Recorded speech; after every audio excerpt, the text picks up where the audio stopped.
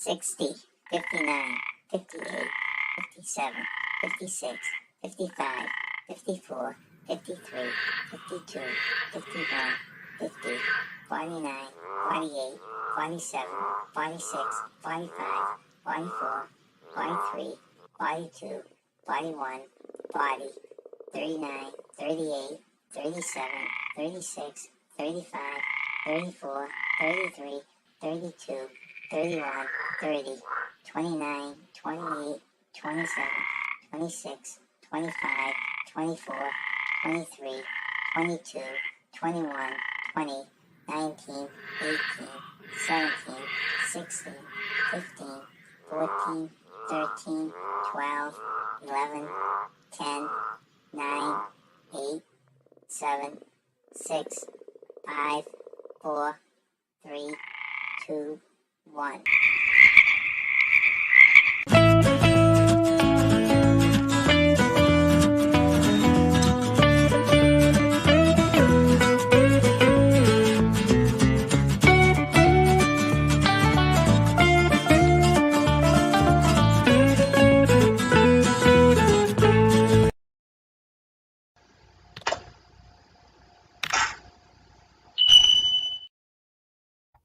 Hello, I'm John. I'm Nancy. And we are J&N J&N Travels. Travels. Thank you for another afternoon of our offbeat news items in under 35 minutes. Yeah. If you're new to us or old to us, please give us a thumbs up. And we're within 20 of 2,000 subscribers. So please pass the word, and we'd like to hit that magical number. So thank you very much for joining us. I see the captain's popped in. How you doing today, Billy? Captain? Lucky Billy. That's what I'm going to call him. He's always lucky. Captain, we just booked like 10 minutes ago an MSC cruise out of New York for October. Yeah. So I'm going to be picking your brain for hints on the MSC. He's been on that ship. Cruise line. No, not on that ship. He's been on the cruise line, not that ship, though. Oh, not that ship, the cruise line, though. He's been on MSC. Okay. Okay. So I guess we should just jump right into the first news item, Nance. Alrighty. Which is, I hate strikes. And this is a 14,000 Disney cast members agree to go on strike. In May, Disneyland Resorts Entertainment cast members voted to unionize with the Actors Equity Association, giving them a platform to negotiate fairer wages and improved working conditions. Oh, wow. Employees entered into negotiations on April 24th, 2024, and are fighting for fair wages, a fair attendance policy, seniority increases, and the safe parks for cast members and guests. In May, the resort's entertainment members voted to unionize, which I thought they'd already been a union. Yeah, I'm surprised that they're not. Disneyland cast members have officially voted to authorize a strike. Disney cast members across Disneyland, Disney California Adventure, Downtown Disney, and Disneyland Resorts, three hotels can now walk out on the job. Doesn't mean they will, okay? That just gives them now the ability. The strike action won't happen today or even tomorrow. It may not even happen at all. What this means is that over 14,000 cast members are now unionized, authorized to go on strike, which will only happen if the four labor unions representing the cast members fail to reach an agreement with Disneyland Resorts over wages. Cast members have made no secret of the fact that they are struggling with their current salaries. According to the union, 64% of the cast members spend more than half of their money paychecks on rent. Imagine that. Oh, wow. California is just off the charts. Off the charts, yeah. If the strike does go ahead, this will be first to hit Disneyland Resorts in 40 years. Wow. That's a sad thing, huh? Yeah, that is. Captain says he's working currently. That's cool that you booked an MSC cruise. Yeah. You'll enjoy it. Yeah, good. I'm going to Vegas next week. Oh, wow, nice. You'll be lucky in Vegas. Yeah, always curious to see what he says. Yeah, that's awesome. Hope you win big. John Nancy, you better get your Mickey and Minnie costumes ready. You should fill in something. Hey, maybe they'll hire us now. Yeah. Actually, they'll probably hire anyone now. Yeah, they'll hire anyone. They supposedly have a plan if they go on strike. So I don't know where they're going to get 14,000 people to fill the void, but that's supposedly they have a plan. Wow. Okay. Next news item, Nance. Okay, well, we all know it's been a very, very hot summer, and, this is what happens when it's too hot. Soda cans are exploding on Southwest flights. The extreme heat in the U.S. this summer is having an unexpected consequence in the air. It's causing some beverage cans on Southwest Airlines to burst when open. Summer temperatures across the U.S. are so high that they've created problems at cruising altitude, causing some overheated beverages to burst mid-air on a number of Southwest airline flights. Southwest confirmed that heat has warped some cans and caused others to burst upon opening. This has been a problem that the airlines have been trying to resolve since spring. Fortunately, there haven't been any reported incidents involving customers, only employees. Some So 20, boy gets a I big know. shooting in the Yeah, fly. some 20 flight attendants have been injured by exploding cans this summer, including one who required stitches, according to CBS News. The issue appears to be unique to Southwest, which handles in-flight beverages differently than other airlines. It does its own provisioning and doesn't handle perishables since it does not serve meals during flights. The company is now testing out trucks with air-conditioned cargo areas in Phoenix and Las Vegas. It's also telling airport teams to use digital thermometers to take the temperatures of cans before loading up each plane and to hold back any cans that read above 98 degrees Fahrenheit. Wow. Yeah, that's weird, huh? You'd think Yeah. that would be something that airlines would have down pat now, how to Yeah. keep the cans cool, I right? know. I Without mean, blowing that, up on you. right, exactly. Billy says he's flying Southwest to Vegas next week. Oh, gee. Maybe wear a rain poncho and and if the person next to you orders a soda, Oh, I my would be God. very Bring careful. some Billy. safety goggles, too. Right. Yeah, be careful. It could be dangerous. Okay, so this is the first Revis. Look at it. Put in the back of your mind. It will give I the think I answer. know it. We're doing 2 of them today, so I know this one. okay. Next one. Now this is kind of a fun one we've been doing. There are a lot of weird hotels out there, right? There are. We've done a lot of Right. research on the weird hotel. And today's is on a potato. This is a What? potato hotel. Yeah, if you can believe it. It's kind of This cool, cracks doesn't it? me up. Isn't it cool? I mean, he looks like a little sweet or something. This is called the Big Idaho Potato Hotel. It's the Oh my only gosh. potato hotel in the world. Isn't that hard to Oh, believe? It's the only one in the man. world. It's 28 feet long. So what would that be? What's our room in there? That's kind of like our room there, but a little thinner, right? Yeah. 11 feet tall and firmly planted. Yeah, a little thinner Yeah, a version of little our bit room in there. our family room. Yeah. 11 feet tall and firmly planted in an expansive field in South Boise with breathtaking views of the Owyhee Mountains. The massive potato was created in 2012 in celebration of the IPC's 75th anniversary. That must be International Potato. Bolted to a flatbed truck. This giant spud travel. Well, no, it was originally bolted to a truck. Yeah. And they brought it around. It was Oh, kind of a mobile hotel. Okay, I gotcha.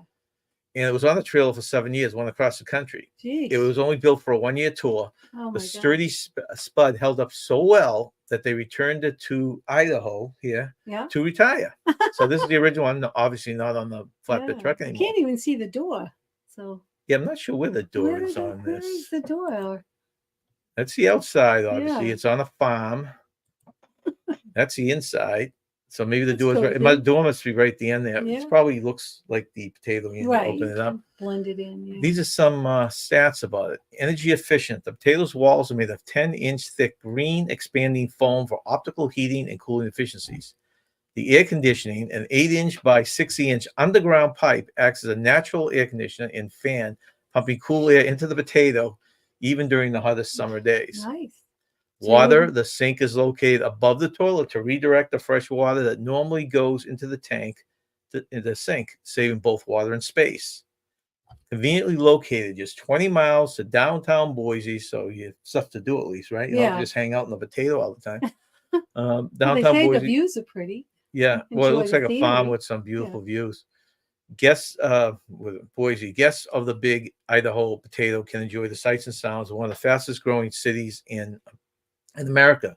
Bathroom is located in a recycling silo just a few steps from the potato. The spa-like room features giant. Okay, so there's a separate building right next to it. Okay, it's the silo, which has your bathroom facilities. Yeah. It also gives you a giant whirlpool, fireplace, luxurious amenities, and a glass skylight for night gazing. So this is basically your sleeping thing right And here, as a right? perk, you get to eat all the Idaho Potato chips. potatoes you That'd want. be great. Unlimited potato chips. Unlimited everything potato. So this is your French fried potatoes, baked potatoes, twice baked potatoes, potato chips, potato pie, sweet potato pie. So in the potato, you come in, you have a little living area there. It's kind of like a little suite, Yeah.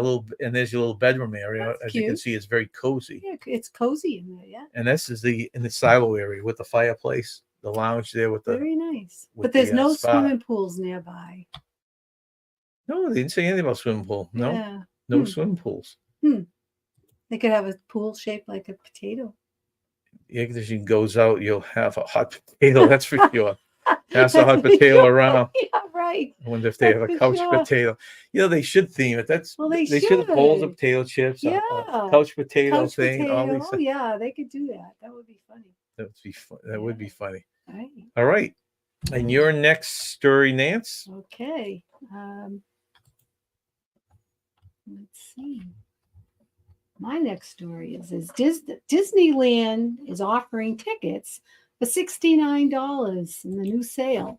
As Disneyland celebrates its 69th anniversary this year, Disneyland Resort is offering residents of Anaheim a limited time, 1 day, 1 park ticket offer for $69. It sounds high though, but from Disney standards now, that's about half price for a 1 day. The new limited time Anaheim resident ticket offer is available for purchase now for visits to the California theme park from August 5th, so coming up, through September 26th of 2024.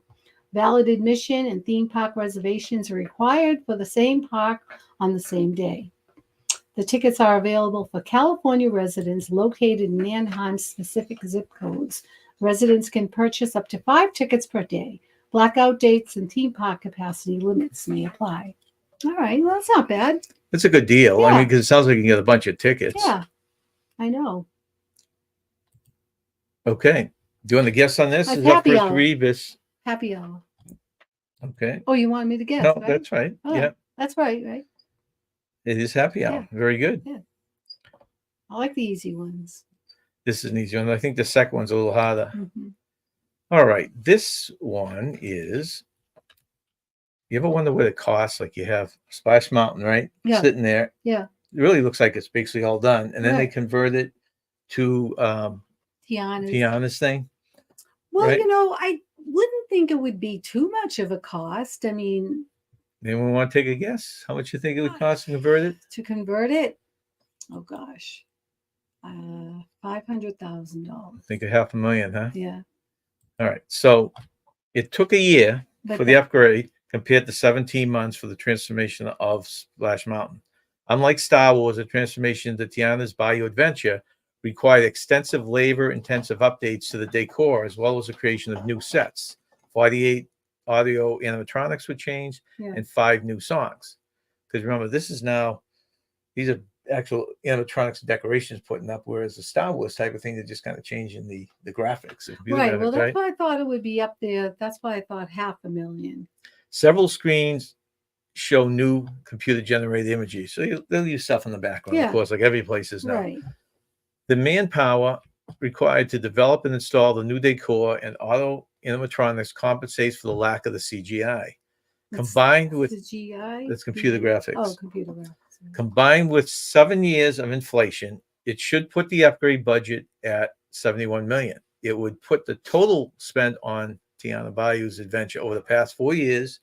You ready for a whopping $142 million to convert that? What? Making it the money back's going to take a lot longer than that. Oh my God, $142 million? Yeah, I thought to convert it. I didn't think it would get to be $1 million. I thought, about $500,000. I guess you got to look at it as even one animatronic, right? Yeah, it's probably a few $1,000s, right, for one animatronic, and they have well, so that's many. where my mind was going. I was going to those, and I'm thinking, well, I mean, if you look at the picture here, right? I mean, you look at all these animatronics, quite expensive, and of course, all the date. This is just one of the rooms there, right? $142 million.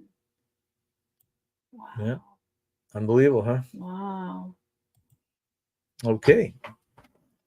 Your next story, Nance? Norwegian Cruise Line brings cruising back to Philadelphia. It's been almost 20 years since a cruise line has sailed out of the city of brotherly love.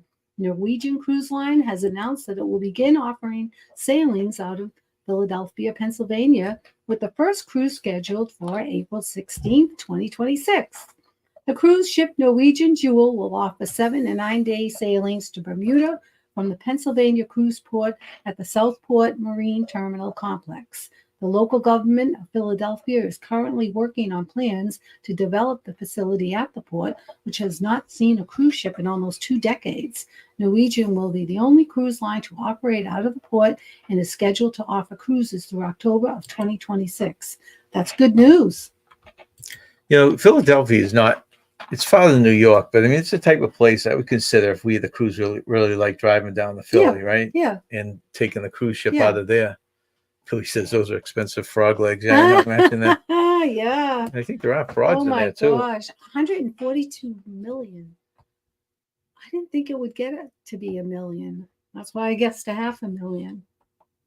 Yeah, I'm having a lot of computer problems with this. I'm having problems updating some of the stuff, but yeah, I know.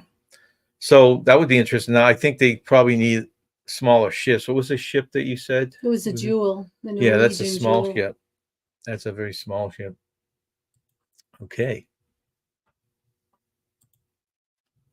And that's a picture of the Philadelphia right there. So that was a ship previously. So that must be the Jewel right there. Yeah, it is a small ship. And then the city. It actually looks pretty from there. I never thought of Philly as a place I'd want to go, but yeah. All right. Here is our next rebus. Take it in, memorize it. Wow. We'll give the answer after this one's our last. A little hard for me. Let's see. All right. This is an interesting one. You like The Wizard of Oz? I do, very much so. I really like Dorothy. I like Judy Garland very much. There was a theme park in North Carolina, an actual theme park. It was open for 10 years. And it's funny. This is a pretty sad case. Look at the costumes. Well, oh my God. Get the heck out of here. Yeah, the lion looks terrible. He's so skinny. These are actually he's supposed to be big and courageous looking. He looks kind of wimpy. Look at his face. Oh, and look at the scarecrow. Looks like some horror That does movie. look like it would scare little kids, doesn't it? I don't know. So this story is on the Autumn of Oz, okay? The Autumn of All right. So there once was a theme park in North Carolina. It sounds like a fairy tale story, right? That was themed after Wizard of Oz. It's a little history about the park. I found this interesting because I never knew it existed. Did you? No, I never knew this existed. And supposedly they're building one overseas. So where in Carolinas? Oh, in North Carolina. North Carolina, yeah. Let's see what Billy St. John, the Jabberwocky. It does look like that. Yeah. Okay, June 5th, 1970 had a soft opening. The Land of Oz had a soft opening. And there were 2 main rides on there. Okay. And the soft opening was before these rides came into existence. One was Emerald City, and the other was a balloon ride. Okay, so those came after the soft opening. But the soft opening drew 4,000 people, which was quite a bit, yeah. Yeah, that's a good crowd. In 1970 to 73, Oz was a success and saw a great few first years, almost averaging 500,000 guests a year. Wow. Good crowd there. Yeah, good there too, crowd. Right? Then it started declining. Okay, so 1977 to 79, Oz would continue, but the quality control would diminish. Money was not put back in the park, maintenance, renovations, or they didn't add any new attractions. Rides, yeah. It looked run down and became known as a tourist trap. You know, those typical ones that never painted, and you go in there and just kind of suck you in. Yeah. And the attendance would plummet. 1980, Oz closed for good. Then the Autumn of Oz, which this article is about, began in 1993, October 1993. It would be so successful that it would become an annual event. So this is one I just did here and there. It was like a festival. Oh, okay. Cindy Keller would produce the event for over 20 years. That's how successful it was. Wow. Well, it's actually even grown since then. Hold on one second. Hey, Brian, how you doing? Hey, Brian. Yeah, he's playing softball now, right? Oh, yes, he is. Twister ride from Universal would have. That's true. Remember the old Twister ride, the one you went in and it gave you the It looked like you were at the tornado. Remember that? Oh, The I do Twister, remember that. Yeah, yes, I do. which Yes. is long gone, I Yeah, think. yeah, I remember that. It wasn't the most effective, but it would go No. perfect here. Yeah, that would have been good. Yeah. Okay. Travel over the rainbow to Beach Mountain, North Carolina. No idea what that is. And No. celebrate the Land of Oz's annual Autumn of Oz Festival, one of the world's largest Wizard of Oz events. Experience the magic of Oz during the 3-day weekend event where the Scarecrow, Tin Man, and Cowley are ready to perform for you on your journey to meet the wizard. Oh, Keep a lookout for the Wicked Witch and her winged monkeys, plus other favorite characters from the classic story. yeah. I love the Wizard of Oz. Visit the Gale Farm in Kansas. Experience a Twister. Meet his Billy's Twister. Meet Yeah. Glinda, the Munchkinland and follow the real yellow brick road to Emerald City, Oh, that must. where the wizard grants everyone's wishes right before your eyes. This one-of-a-kind event immerses you in the magical land of Oz on the site of the original 1970s park. So I was kind of curious if for only three, so it's 3 weekends in the fall. Yeah, And 3 each one's weekends. 3 days. So basically Okay. 9 days. You know, how good can this thing be, right? They can't really rebuild it. But I guess what they do is they put up a temporary town or Yeah. village, the farm and all that Yeah. for this event. And then they put up all these kind of events. So they don't have the big main rides. So what's the cost of this? 2017 to the present day, so it's still going on. Yeah, it's The- still going on. The Autumn of Oz Festival has grown from a one-day event to multiple weekends each fall. This fall, it will be the 31st season. Imagine that. 31st since the park Wow, closed. really? It is on the grounds of the old park. September 2024, this year, is 3 days of festivals, 6th to the 8th, 13th to the 15th, and 20th to 22nd. And the tickets are $60 per Oh, person. that's 60 per person for the 3 days. Well, to get into the show, I don't know if that allows you to come back to the show again. You buy it to go into the festival. It's like going to the Topsail Fair or something. Oh, okay. I throw a bucket of water on you. Will melt. I haven't been called a witch yet, Billy. Not yet. Twist Ride Universal would have been, yeah, great attraction. Yeah. So would you go to that? Would you pay that? Well, yeah, I would. Now this is a more contemporary. This is a festival. You see how like the Scarecrow. Yeah. This is Scarecrow before when the park was I open. would go. That's a Scarecrow I now. would go to it. Little. Yeah, that's better. That's much better. Okay, and there's they're putting on some kind of medicine show or something. Can't make out what I it would is. go to it. I would be because I really do enjoy the Wizard of Oz. The kids dressed up as characters. Yeah, that's cute. And it's quite a crowd. So this is Yeah. a facsimile they put up just for the Yeah, festival. that Looks would like be- a farm. How they do a Yeah. good job. They do. You feel like you're right in the movie set, you know? Yeah. That's cool. And that's a stage show they have there Yeah. during the festival. Hmm. I guess that's a wizard behind there. So Yeah. I'm not sure I exactly think it what would the be show. fun. And he had Oh, horses the out. yellow brick road. 4 walking down the characters yellow brick walking away. The road. line, even from behind, looks better than the one in the Yeah. first one. See, that's what I'd like to do. Walk down. Where's the field of poppies? Do they have a field of poppies? I Right would around the like corner. that. Yeah, that'd be fun.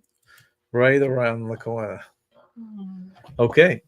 And our final story, Nance, is on what? Royal Caribbean's developing a new class of cruise ships. The world's largest cruise ship line isn't slowing down. The cruise line is developing a new class of cruise ships called the Discovery class.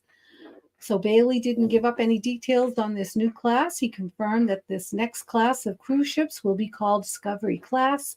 Rumor is that the Discovery class may consist of smaller ships that will be able to access ports where bridges prevent larger ships from visiting, like Baltimore and Tampa. Royal Caribbean is the world's largest cruise line, and they have had more guests sail on their ships than any other cruise line. Royal Caribbean currently has the 7 largest cruise ships in the world, with another 3 on order. This includes 2 more Icon class ships and another Oasis class. It'll be interesting to see what Royal Caribbean is planning for this new Discovery class. Now, when I first heard about this Discovery class, I thought it was like, the cruise lines where they have the ships that are small enough to go to the Galapagos and these different spots. yes. And they have, it's not that small. No. I mean, these are smaller ships like the smaller NCL ones we rode on. Yeah, like the Like the Gem. Spirit and the Gem and all Yeah. that.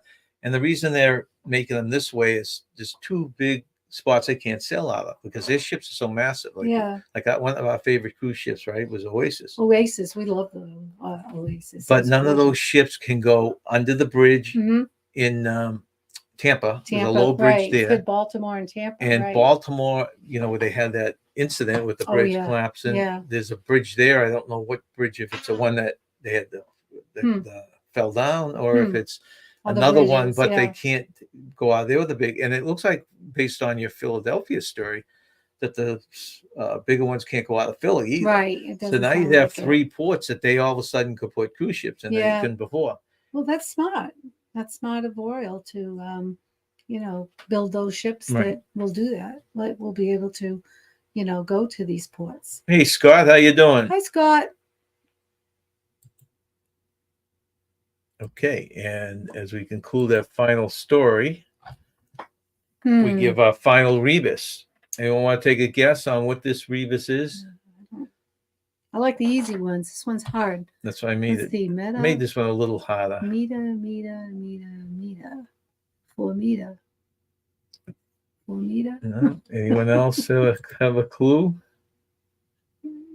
Oh, gosh. Billy says for large cruises, they should just anchor off and offer water shuttles to those smaller ports. Yeah, it'd be a very long tender. Like the one, I don't know what Baltimore and I don't even know how far out Tampa is. No, I don't either. But and they can go under the Verrazano Bridge in New York. But that's always cool. Imagine having that come. It's a long boat ride out, ship ride out there, right? Okay. Did you get this one? Well, I mean, I saw the answer. Yeah. I know, but you want to guess? I don't know. Hey, Tanisha, how you doing today? 4 Tanisha meters. Usually good at these. I'll give you a chance to guess this before we give the answer. I'm going to say 4 meters. It's Okay. wrong. I don't know what it is. So let's see, what do we got here? This week, next week, we're hoping to do this back to our Wednesday at 12:15. Yeah. And then we'll have Tanisha that Sunday afterwards. Right. Like I mentioned earlier, we just booked an MSC cruise. So anyone that has any we input just booked an on MSC MSC out of cruise. New York, please let us know. I'm looking forward to it. Good old Tanisha. She got it right. She did. Yeah. I didn't get this one. No. Metaphor. Wow. Excellent. Now it makes sense. Metaphor. Now it comes to you, right? Yeah, that does. Because I said 4. I kept saying meter instead of meta. Very good. Well, thank you everyone for coming in. We hope we see you again next week. Nice job, Tanisha, once again. Was very good. Very good at these Very rebuses. good at these rebuses. Yeah, I get the easy ones. The harder ones, not so much. Okay, so thank you for coming in. Thank you all. Stay young, have fun, stay cool. It's raining here today in New Hampshire, so it is. I gotta cool down a bit. I gotta go cut a lawn. So see you all later. Thank you all for joining. Bye.